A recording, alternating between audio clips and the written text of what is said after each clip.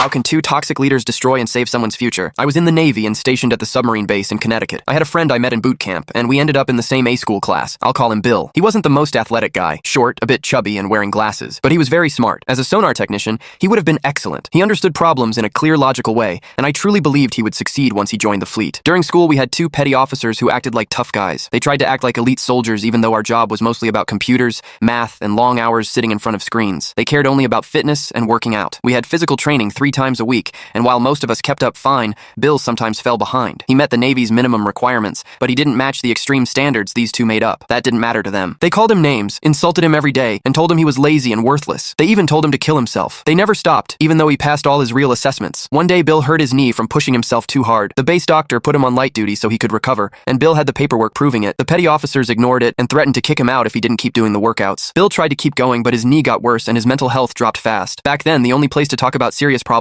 was the chaplain. Ours was a small, kind woman who held the rank of captain. Bill scheduled a meeting to talk with her. When he told the petty officers he would miss class for the meeting, they yelled at him again. They told him he was weak, that nobody cared, and that the chaplain wouldn't help him. They also promised to make his life even harder if he didn't show up to class, so Bill canceled the meeting. That same night, his girlfriend broke up with him too. At 3 a.m., I got a call from him, but I couldn't hear anything. After asking if he was okay a few times, I assumed it was a drunk or accidental call and went back to sleep. I regret that decision to this day. The next morning, everything exploded. Bill's ex-girlfriend called several of us and told us he was in the hospital because he had slit his own throat. A few of us had gotten the same silent call at 3 a.m., but Bill had been unable to speak. When we finished our duties, we rushed to the hospital. On the way in, we passed the chaplain leaving his room. She told us he would survive and said she would not forget what happened. I had never seen such anger in someone's eyes before. She was normally gentle, but in that moment, she looked ready to destroy anyone who hurt him. When we saw Bill, he could barely talk, but he explained everything. He said he was glad to still be alive. The doctor told us the cold night air slowed the bleeding just enough to keep him alive until emergency services found him, and that he missed a major artery by barely a millimeter. A week later, the chief of the training command called our group to his office. He asked if there were any other problems with those petty officers. We shared examples of how they lied, mistreated us, and acted like bullies. I think the decision was already made. They just wanted more proof. The next day, both petty officers were gone. New instructors took over for the rest of our training. Later, I spoke with the chaplain and asked what happened. She told me she had never been more disgusted by sailors in her career. She said those two men convinced Bill not to come see her when he needed help the most. She blamed them directly for pushing him to the edge. She then told me she went to the admiral who ran the base and demanded they be discharged immediately. The admiral agreed. Both petty officers received dishonorable discharges. They lost all benefits, were forced to leave base housing, and were left with almost no job options. Companies that work with the Department of Defense cannot hire anyone with that kind of discharge, even fast food places on military bases. One of them had served 18 years and was just 2 years away from retirement. The other had 12 years. They lost everything. Bill, on the other hand, made a full recovery. He received a medical discharge which meant full benefits, E5 pay for life, and counseling in his home state. We eventually lost touch, but I later saw on Facebook that he rebuilt his life, became a police officer, and got married.